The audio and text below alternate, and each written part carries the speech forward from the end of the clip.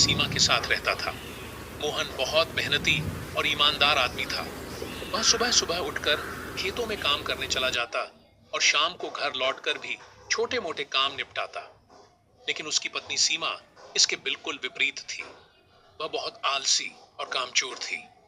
उसे घर का कोई भी काम करना पसंद नहीं था।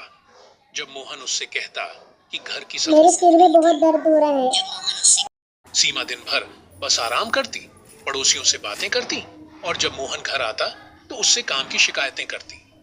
मोहन को यह सब देखकर बहुत दुख होता था, लेकिन वह कुछ कहता नहीं था। वह सोचता कि शायद सीमा को कभी अपनी गलती का एहसास होगा। मोहन दिन भर खेतों में मेहनत करता, फसल उगाता और उसे बेचकर घर का खर्च चलाता। लेकिन जब वह घर लौटता तो उसे गंदगी और बिखरा हुआ घर मिलता। उसे खुद ही खाना बनाना पड़ता, पानी भरना पड़ता और अन्य काम करने पड़ते। एक दिन जब मोहन बहुत थका हुआ था तो उसने सीमा से कहा। खेतों में काम करता हूँ और तुम घर की छोटे मोटे काम क्यों नहीं। सीमा ने तुरंत बहाना बना दिया। मुझे बहुत कमजोरी लग रही है। वो गुस्सा तो आया, लेकिन उसने कुछ नहीं कहा। वह सोचने लगा कि आखिर सीमा को कैसे समझाया जाए। अगले दिन मोहन का दोस्त रमेश उसके घर आया। उसने देखा कि मोहन खुद खाना बना रहा है और सीमा भाई, आराम से ये क्या हो रहा चारपाई है? पर लेट। तुम्हारी पत्नी कुछ काम क्यों नहीं कर रही? मोहन ने दुखी होकर कहा। बहुत कामचोर है और यह हमेशा बहाना बनाती रहती है। रमेश ने हंसते हुए कहा। अगर वह खुद नहीं सुधरेगी तो तुम्हें उसे सबक सिखाना होगा। मोहन ने पूछा। कैसे होगा? रमेश ने उसे एक चालाकी भरी योजना बताई। अगले दिन मोहन घर आया और बहुत दुखी दिखा। उसने सिर पकड़कर बैठते हुए कहा।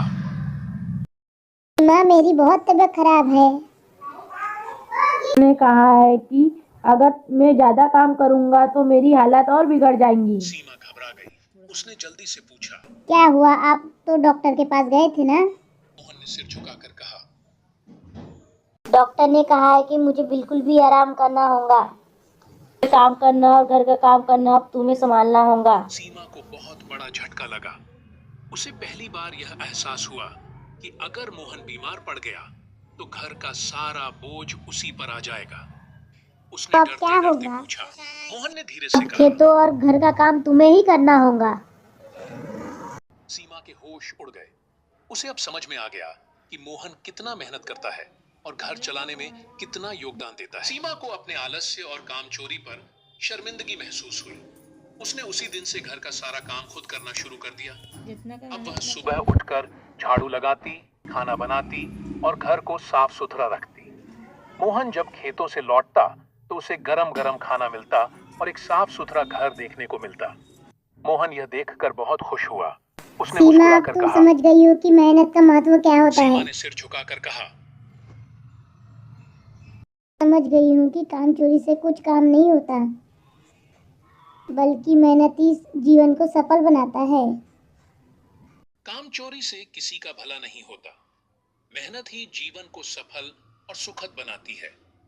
जब हम खुद मेहनत करते हैं तो उसका फल भी हमें ही मिलता है।